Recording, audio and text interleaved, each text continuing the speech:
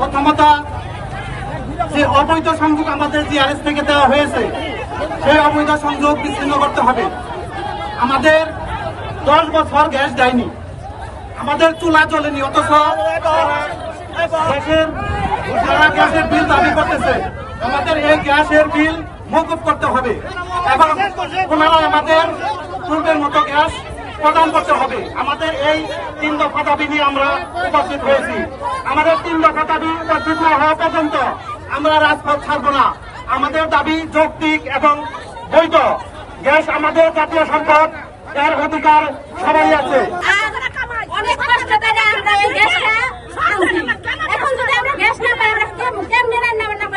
আমাদের সংসারে অনেক কাজ থাকে, রান্না বান্না করতে অনেক কষ্ট হয়। আর এই আজকে 8-9 বছর ধরে আমরা গ্যাস পাই না। গ্যাসের যতদিন ধরে আমরা গ্যাস না পাই ততদিনকার গ্যাসের বিল মাফ করে দেওয়া হবে, সরকার মাফ করে দিব। আর আমাদের গ্যাস সব সময় জানি থাকে, যেরকম ঈদের মধ্যে পাই ওই রকম থাকবো। আমি গ্যাসের দাবিতে আজ রাজপথে নেমেছি। আমি কালামপুরের মেয়ে, কালামপুরেরই গৃহবধূ। আমি আজ 10 বছর যাবৎ গ্যাস পাইতেছি না। আমার ছেলে মেয়ে স্কুল কলেজে পড়ে, তাদেরকে ঠিক মতো খাওয়াতে পারতেছি না।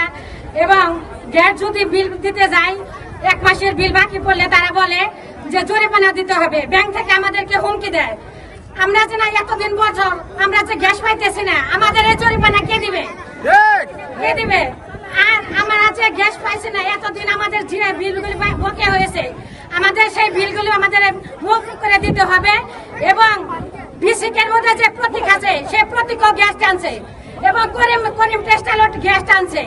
এদের অবৈধ গ্যাস বিচ্ছিন্ন করতে হবে এবং আমাদের যে বৈধ লাইনগুলো আছে সেগুলিকে প্রাধান্য দিতে হবে। আমরা মাগুরা যাবো। আমরা এখানে কালামপুর 2 ঘন্টা যাবৎ বসে আছি, পথ অবরোধ করে বসে আছি। তারা গ্যাসের দাবি ঠিক, গ্যাস দেওয়ার মালিক তো আমরা না, গ্যাস দেওয়ার মালিক সরকার কিন্তু দাবি করবে। রাজপথ ঠেকাইয়ে সব যাত্রী বসে আছে। 2-3 ঘন্টা যাবৎ আটকা, 3-4 জন লোক নিয়ে যে মানববন্ধন করছে। রোড চোর বাবা গেরে না, পুলিশ প্রশাসন নেই, সরকারের কোনো লোক নাই। এইভাবে মানুষের ভোগান্তি দেওয়ার কোনো মানে হয়? 1 ঘন্টা ধরে এই জায়গায় বসে আছি। আর আমাকে দুর্ভোগের দিকে আমরা যাত্রী, সাধারণ জনগণ সবাই দুর্ভোগে বসে রয়েছি। আর এই জায়গা আইনের লোক, প্রশাসনের লোক না আসলে পারে আমরা এই রাস্তা আজকে ছাড়তেও পারব না, যাইতেও পারব না।